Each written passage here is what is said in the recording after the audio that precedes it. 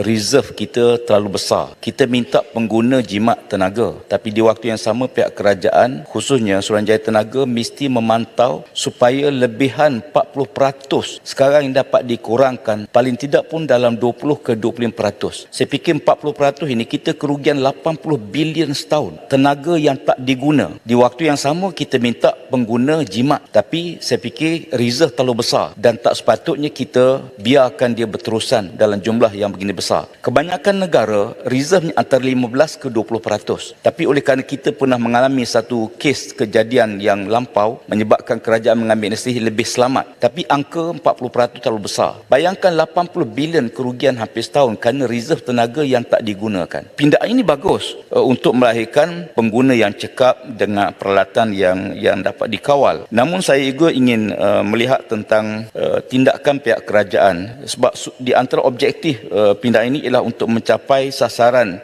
net zero kita 2050. Tetapi di waktu yang sama, saya terkejut bila pihak kabinet telah buat keputusan untuk membenarkan tenaga dijual, dieksport keluar daripada negara. Saya ingat polisi ini sebenarnya mendatangkan risiko dan saya dapat penjelasan daripada Perdana Menteri. Contohnya bila kita benarkan tenaga kita dijual ke negara jiran kita Singapura, sedangkan di waktu yang sama kita sangat perlukan green energy ni, tenaga hijau. Sebab penjualan itu dia akan menyebabkan kadar pelepasan karbon kita untuk offset karbon tidak akan mencukupi. Maka kan itu saya dapat penjelasan berapa sebenarnya pelepasan karbon negara sekarang dan berbanding dengan offset yang telah kita ada. Saya bimbang kalau kita benarkan penjualan keluar, negara jiran sangat mengalu-alukan lama mereka minta sebab dia akan menarik pelabur-pelabur luar ke tempat tersebut. Sebab semua negara meletakkan syarat tenaga hijau, salah satu syarat pelaburan mereka. Kalau kita dapat banner negara kita, saya fikir company-company besar seperti Amazon, Google dan lain-lain syarikat-syarikat besar daripada Europe, dia akan lebih tarik untuk melabur di negara kita berbanding negara-negara lain sebab kita punya reserve tenaga hijau kita yang besar. Dan ini juga perlu dilihat.